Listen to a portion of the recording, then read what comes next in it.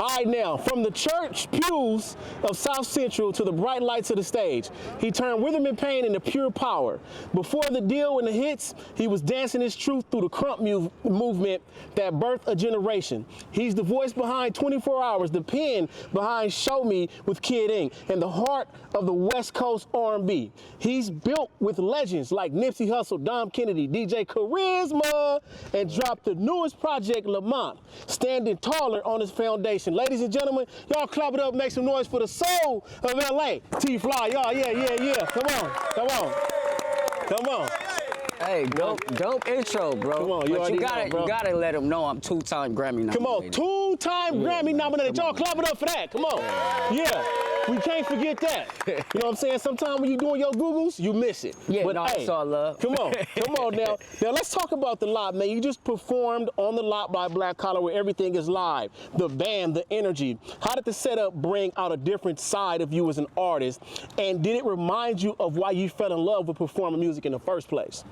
Yeah, I mean, to be honest, you know, I grew up with these guys, so to be back on stage with them, you know, and you know, Uncle Chuck's spirit just all around us right now, you know, just keeping that energy or whatever. But it's a beautiful thing, man, beautiful feeling to be on stage with people you grew up with, people that, you know, you done had family outings with, and you know, the family get together, you see them at church, you see them on stage at House of Blues, Kojic churches, and all of the things that come forth with putting in the work that, you know, you want to do music. You showing that.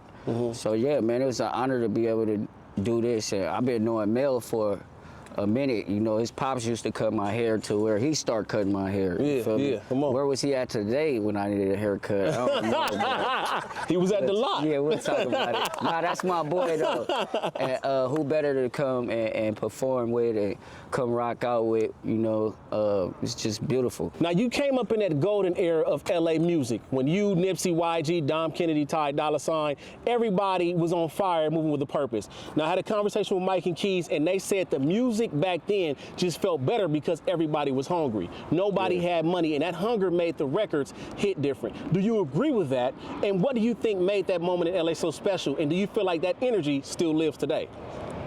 I don't think the energy lives today. I think that us being leaders with the people that's coming up under us and the people that's looking up to us, I think it'll be a great idea for us to link back up and take over again, and also add these guys, the ones that's putting in a lot of work, just helping out. You feel me? I never take for granted the blessings that God was able to, you know, bless me with even being able to do music with Mustard, YG, Nipsey, Dom Kennedy, Ty, the list goes on, Jeremiah, Ray J. I mean, it's a lot of cats, Snoop Dogg, DJ Quick. Come on, shout out Problem, to the legends. Yeah. You feel me? So I don't take none of that for granted. I mean, granted, I was a little bit feeling myself when I was younger, but you go through those type of things and you grow and you learn. You get what I'm saying? The older that I got, the wiser that I got. The mentality of fuck everybody, it was take care of everybody now. You feel me? And so, yeah, man, I feel like if we come together and you know, start putting in work together again, I know for a fact the West will be back on 100,000% for sure. But it's gonna take us being leaders and to lead the next generation into the right way, because these guys don't really know. They just hearing like, oh, this is a song that he did, this is a song that he did, or no, these guys really slaved and missed time with their family, missed time with their kids. So we were able to work together. RJ, you feel me? RJ is another one. Yeah. The list goes on, man. Charge it to my head, not my heart. But I do feel like it's a lot of egos, you know, and we just gotta have that right powwow to where, because the love is there. The love will never ever go away. But I know if the egos can get checked at the door, then we can do some amazing things, man. Yeah, for sure. That's a fact. That's a fact. In Jesus' Yeah. name to that. Now, you and Mustard created a sound that defined an era in LA, and you were the first to bring his beats into the R&B lane. There's so much positivity in how both of you built each other up. Now, we all saw that you two had a public disagreement, but what stands out is how you resolved it, not with negativity, but by talking it out and keeping it love. Can you share a story that captures what made your chemistry with Mustard so special, and how that bond helped shape the LA music scene? And in a world where everybody turns to negativity, how important was it to you both to show that just having a real conversation can fix things and keep everything safe? To be honest, I don't show out for the cameras and stuff. You know, the cameras is here or whatever, but I really wasn't thinking about like what anybody else said about, because I know Mustard, I know Dijon, you get what I'm saying? But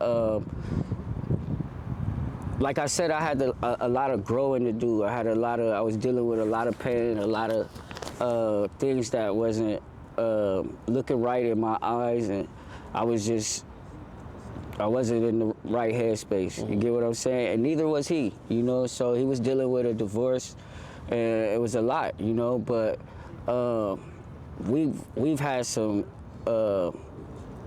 appreciable moments, like dope moments, you know, just him coming in, locking in with me in the studio. And you know, Mustard he practically never left my studio, and if he left my studio, I was at the studio with him.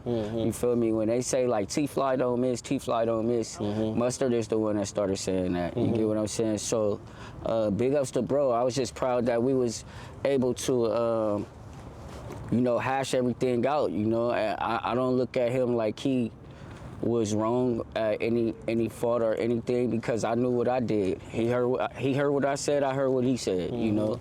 And as man, you gotta let time heal all wounds, you get what I'm saying? So to be able to, like I always tell everybody, man, if I see Mustard fighting, I'm jumping in. It's still my brother, you feel me? If I talk to my brother like that don't mean you can talk to bro like that. That's love, you feel me? That's the kind of love and admiration that I got for bro. And we knocked down doors together, you know. Fireworks still, to this day, is one of the best projects that wasn't a real album. You feel me? And so to be in that limelight with bro and to share that that energy and him welcoming me into his space, and we delivered, man, you know, just going through a lot of the songs.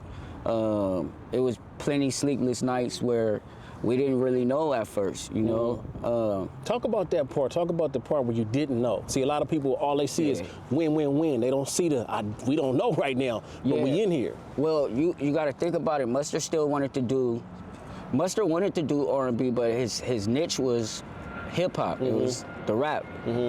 I knew I wanted to do hip hop. You feel me? But R&B, well, flying B, I don't call it R&B. I call it flying B. Come on, yeah.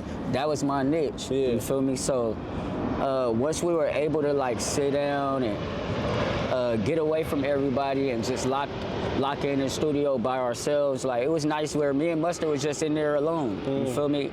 Some nights I'd be there by myself just creating, because he'd have to go work and be on the road or whatever, and then it made it more better for when he came back. All he had to do is do a little bit of drums, and you know, we'll talk about certain things. We actually went and bought like a calendar board or whatever, that kind of board you write on, and we start putting down songs, jotting down songs, and we was working together for a minute, but then when we saw like the chemistry that we had together, it was like, why not? Let's do this, you know. So I mean, to be able to say that I'm the first singer to sing over his beats like that, that's a blessing for me, you know. So I don't take that lightly, man. Shout out to DJ Mustard. Come on, shout out to Mustard. Pusha E, YG, all of y'all, man. All the way back then. Yeah, man. Now we got to talk about your project Lamont, which dropped in August, and it feels like your most personal work yet. What story or emotion from real life made this project necessary?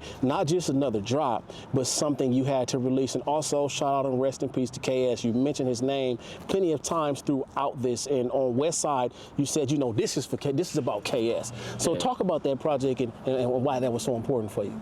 I mean, that's my brother. That's my big brother. That's the overseer, man. EML, man. I mean, if you know TeeFlii, you don't get TeeFlii without KS. You get what I'm saying? Like, I was doing music with Big Fly, and we was trying to push and get us record deals and get us placements on writing, and things just wasn't going our way. And then, you know, once bro got out of jail, he kept telling me, like, man, when you ready, I'm gonna get you to Nipsey. You know, now when you first hearing it, you like, all right, man, all right, whatever. Yeah. But then it was just that one song that I did that he was just like, all right, cool, man, you ready now? Like, I'm gonna get you to Nip. And next thing I know, I was changing clothes in the back seat to go meet Nip at the Slauson Tees, and we missed him. He was at the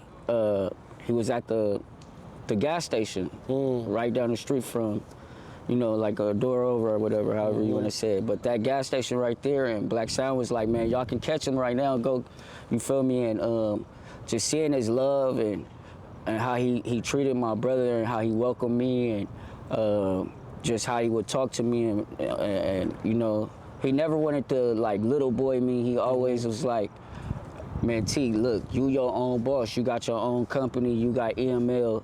Just tell me what I can do to help you. You feel me? Whatever I can do to help you, that's what I'm gonna do. So yeah, man, I love Nip for that. Like, Dom is the same way with me. If I need Dom, you know, I will go to Dom. You feel me? But I felt like on this project, I needed to talk about bro. You know, I know his name is KS to a lot of people, but to our family and to close friends and people that really know him, his name is Lamont. You know, we call him Monty. Wow. Yeah, you feel me? My kids call him Uncle Mont. You feel me? So, I mean, without that family orientation that, you know, that he came up with, you know, it projected on me. You feel me? So, I mean, you know, to be absent out of the body is to be present with the Lord. You know, I ain't gonna act like it don't hurt me or it don't bother me. Yeah, I miss my brother's soul, but I know if I stay in one spot, I get stagnated. You get what I'm saying? I wouldn't have got the album done or whatever, but through the grace of God and the help that I had with my best friend, you feel me, my boy KK, my big bro Fly, and everybody just that was around me, my boy Fee from Chicago, shout out him, my baby brother Fatbox, just family just coming in and just giving me great ideas, keeping my energy cool, and you know, because this was a tough loss for me, you feel me, this was like, you know, my big brother felt like he was my dad. You get what I'm saying? So my dad really couldn't even tell him nothing about me. You feel me? Like, when I'm tripping, they'll call my brother like, hey, go talk to your boy. He tripping. You feel me? And so now that I know that I got to step up and a lot of things I didn't understand what he was going through. I thought it was just bullshit. Oh, my bad. No, you good, bro. You right. straight. It's all good. God forgive you. Yeah, You know what I'm I thought saying? it was just bull or whatever. But yeah, I finally got to see like how the family really depend on him, and a lot of things that he shielded me from, so I can be able to work and do the songs and put these songs out and go perform and make money for my kids as well as the family. You know, as you know, like my dad say, like, this a family business. My little brother DJ Kobe, he DJing. You feel me? My little brother Shannon, he raps. I got another brother, DJ, he TeeFlii, he rap. All my mom kids can sing. You know, my brother Junior, he got his own church. Shout out Glory Church of LA, Cecil Thompson Jr. Amazing job he doing over there, man, because we come from that. You get what I'm saying? So to try to stick to that, it get hard sometimes because you want to live your life. You get what I'm saying? And our cars is dealt differently. You get what I'm saying? And I don't take nothing for granted when it comes to that. I just know without that energy and that support system, my kids and everything, I wouldn't have been able to get the album done, but I just wanted to put out there that he was more than KS. He was Lamont. He was real life family. Shout out to that. Now, Annie or you Ote became your signature. People know the phrase, but not the why. Beyond the Michael Jackson flip, who is Annie to you? A person, a mood, a season of your life. If you rewrote the meaning today after Lamont, what would Annie stand for now? I would. Like, because, all right, so look, I'm gonna be honest, like, I'm emotional and I be sensitive, but I'll fuck your shit up. Like, don't get it twisted. Still, you feel me? But me just having a heart, and I know I can recognize certain people when they really rock with me or whatever. I've had a lot of chicks where I would place them as an Annie. And so, I mean, yeah, but I mean, if you know who Annie is. It ain't no secret, you know. Okay. Well, shout out to that. Yeah. Was there a time after a show, Nipsey called you to the studio, correct? Yeah. Okay. I know I heard that somewhere. I'm like, am I tripping? Okay. So after one of your shows, Nipsey called you to the studio. No rest, no delay. You like, bro, I just got out my show. Like, you know what I'm saying? Paint that moment for us. What was going through your mind when you got that call, and what did that night teach you about momentum, timing, or how real ones move in this game? I mean, I've been going through this with Nipsey and Dom for years. Pull up, where you at? Yeah. All right, I'll be there tomorrow. No, nigga, we here tonight. We making some next level shit. And, you know, to be able to be in the studio with him. One thing about Nip is you're not gonna do no song with Nip unless you have a full conversation with him before the session starts. Okay. Feel me? He gonna talk to you about new plays that he learned about. He gonna talk to you about like his vision of what he see just from the outside looking in. And by me being like a little bro to him, he wasn't afraid to tell me like, yo, look, all right, you drinking too much. Like, why you just chilling at the studio? You ain't got on the album yet. Like, I'm on your first album, right? Like, so you gotta get on mine. It was like, you know, and shout out to Robin Hood, J Stone, Adam, everybody, you feel me? BH, shout out the whole team, man. Cuzzy, everybody. These guys really,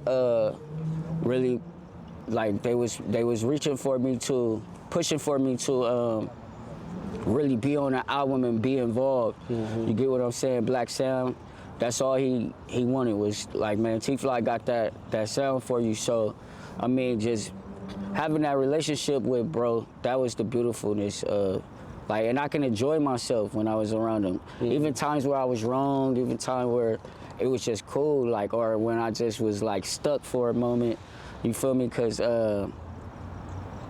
he was one of those guys that could talk to me even when, like, I'd be beefing with my brother.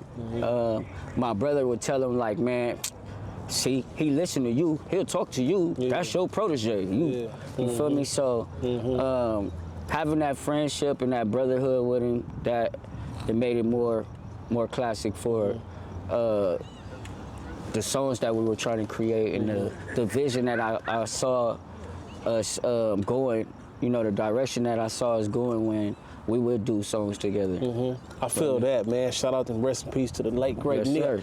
Now, you and Dom created I Love Stalker, and he's known for his calm confidence, that cool, without trying energy. What's something you picked up from Dom that didn't come from the music, but from the way he carries himself or handles his business? Be cool and drink tequila. don't drink dark. You feel me? Dom is, when I talk about Dom, it's like it do something to my spirit because a lot of people wasn't there when I lost my brother, but Dom was there at the hospital, so you know he got to see everything firsthand. He got to see me down, you know, and just him trying to be a big brother and was like, man, I'm gonna take T with me. We went to the studio with Mike and Keys or whatever, but I wasn't able to even record that day. You know, that's the first time in TeeFlii history where he couldn't record anything. You feel me? I was just so stuck, and I was just like, I don't know what to say, you know. And it took me a minute to really like buckle down and get back to work or whatever. I was just so down and I was just so depressed and everything. I was emotional and I was just a wreck. You feel me? Like, you know, and you know, like Dom, he would come in, he'll come to the studio and he'll just tell me like, you know, they waiting on you. They waiting on you to drop. You gotta say something.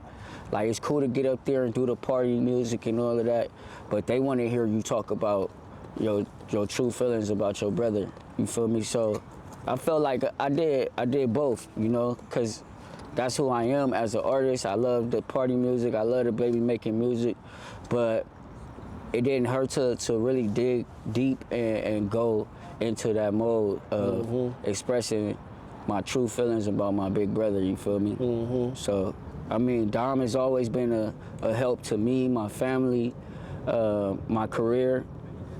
I trust bro. He's really one of them boys, you feel me?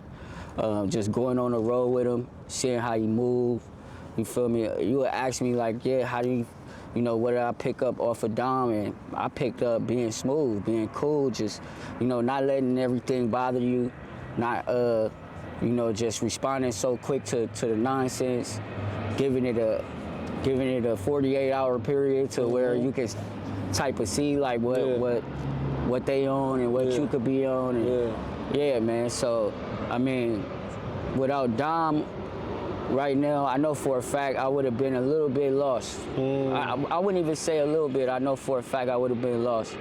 So, yeah, man, I always say to this day, man, if Dom called me to come to the studio just to come hear music, not even for me to be a part of the project, I'm still gonna go show my support, even if it's just a show or if he throwing a event or something and he's sponsoring somebody or he's and works with somebody. I'm always there.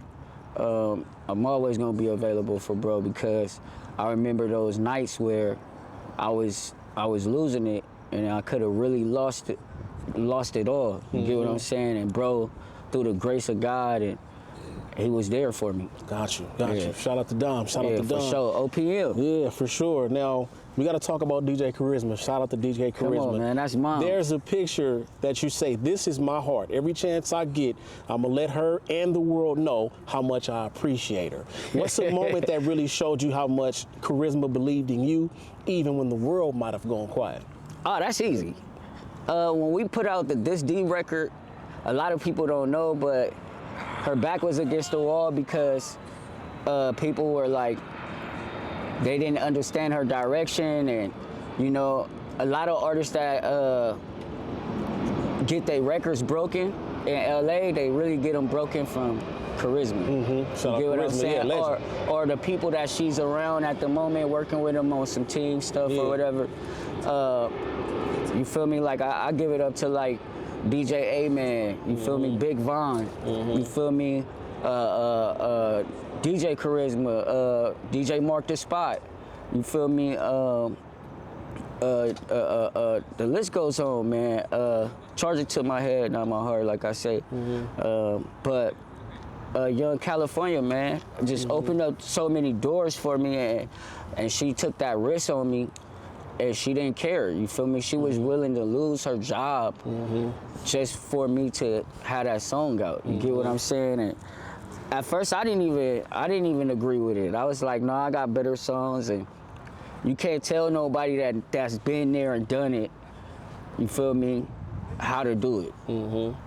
And without me listening to her and listening to her guidance and having a team behind me, shout out Boney Tony, Ali, Uncle Cody, Uncle Wes. Those people helped me gain a street team, gain recognition, you know, because we already had the streets, but to get further than the streets, that was what was a blessing for me. So, I mean, yeah, that's mom's. I felt like she put everything on the line for me. You get what I'm saying? And we don't look at it like that, especially when we're young and we're naive and we want to go our own, you know, our own ways or whatever. But then when you grow up, you start really cherishing those people, and especially after losing people. Yeah. And you wish that you can get those moments back just to cherish those moments. You get what I'm saying? So even having my grandma around, you know, my grandma before she passed, she loved charisma. She loved charisma. And she just always told me like she got good eyes for you. You feel me? She got a good heart for you. She really loves you. And I think that was the biggest thing for me, was just accepting that I really had somebody that really, really had my back. You feel me? No matter what, if everything else failed with TeeFlii, I knew that DJ Charisma was gonna come through. But I had to get myself together too. I had to stop showing up drunk. I had to start going to interviews sober. I had to be talking right. I had to be in the right space. You get what I'm saying?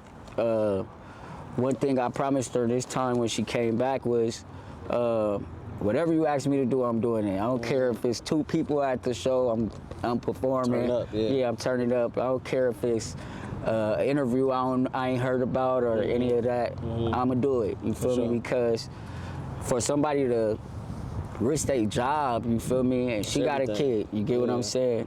And you know, risk them having the money and the outlets to work with everybody. And you know, so if you look at our history, when I got offered to do 106 in Park, I was probably like the last episode on 106 in Park. Wow, that's and crazy. Yeah, they called me and I was like, no, I want to do it with my DJ. And they was like, well, if we do it, you got to do it with our DJ. I was like, well, I don't want to do it then.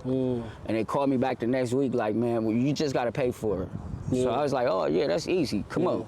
Yeah. You feel me? And that boomed and opened up so many doors for, and just to be able to, you know, give back. You feel me? It's like my grandma say, it's better to give than to receive. You feel me? And you might not take it as like that's a blessing or everything, but look at all the people that she's helped along the way. You feel me? The YGs, the Ty Dollar Signs. You don't get us. You don't get that without DJ Charisma. Without DJ Charisma, man. Yeah. You know, of course, a lot of other DJs helped along the way, but I'm talking about pulling up to the studio, coming to check songs out. DJ Head is another person Shout too, out like DJ that. Head, Shout out DJ Head. Chuck Dizzle. Yeah, Chuck Dizzle for sure, for sure. Chuck Dizzle, that's my boy right there. I really rock with him. Just for even inviting me to the homegrown. You feel me? We did that somewhere around here. Come on. Yo, you was back in the day. Yeah, for sure. Yeah. So just to Lamoli. Yeah. You already know. Come on. Yeah. So to have that was just an honor to just see, like, man, and you know, like I said, I was young at the time, and I wasn't paying attention. I'm like, man, she's supposed to do this. I'm the tightest in LA right now, so of course you're going to play my song. But it really don't go like that. You feel me? If your energy bad and you're not on, you're not on your shit the way you're supposed to, they can go find somebody that ain't better than you that can still get the job done. Hungry. That's easy to work with. Yeah, they hungry. You get what I'm saying? So, yeah, man, shout out to moms. I love you. Yeah. Thank you for everything. Charisma. Come on. She been on the panels and all DJ that. Charisma! Shout out Charisma. Yeah. Now, you've worked with everyone, DJ Mustard, Nipsey, YG, Dom. In your opinion, what makes a record feel like Los Angeles? And how do you make sure your sound keeps that West Coast soul even as you evolve? I grew up listening to West Coast artists. Corrupt, one of my favorite. Corrupt. I'm not even gonna just say West Coast artists, but I like KC from Jodeci. That's one of my favorite singers. You feel me? Of course, The Dream. Kelly. You feel me? Kels. T-Pain. Those guys were heavily influenced on me. But then, you know, I also listen to oldies. I love Anita Baker. You feel me? Yeah, for I sure. love Anita Baker. I love Elder My Barge. Angel. Yeah, come on. I love Elder Barge. Yeah. That's my guy. Yeah. Sade. Yeah. Sade. Yeah. Come on. Yeah. So just having that, you know, my dad's side of the family and my mom's side of the family is from the East Coast. My dad is from Philadelphia, Southside Philadelphia. My mom is from Brooklyn. You feel me? So that's crazy. I'm just born on the West Coast, but I got an East Coast feel too. Yeah. But I mean, when you feel it, and it sound good and it feel good, it's good. You feel me? It don't take a rocket scientist to figure out that you got one. Now, what you do with it after you got it, that's the magic. That's the magic. Yeah, You feel me? For sure. You either can go from here and go there, or you could just stay right here and go just, you know? Yeah. My thing was I didn't want to just be known in LA. I wanted to be known when I went to New York or Atlanta or Boston. You feel me? Yeah. And I tell these guys all the time, all of the young cats that's coming up under us, after us or whatever, I just try to school them as much as possible. Like, look, watch the deal that you signed. Don't take that. Don't take a lot of money. Take this much. You feel me? Because you don't want to pay them back. You don't want to have to pay them back so much to where you stuck in the bind. You feel me? And then when the things ain't going the way that you think they should go for your artist and your career, you get upset and you start getting mad at the label or you get mad at the management and all of that. So I just try to tell them, like, man, hey, do it like this, do it like, because I'm only telling you this because I made this mistake. You feel me? I would hate to see you go through some of the things that I've had to endure, you feel me? Because especially being young and coming up in the music game, and coming from gospel and switching from gospel to hip hop and flying B,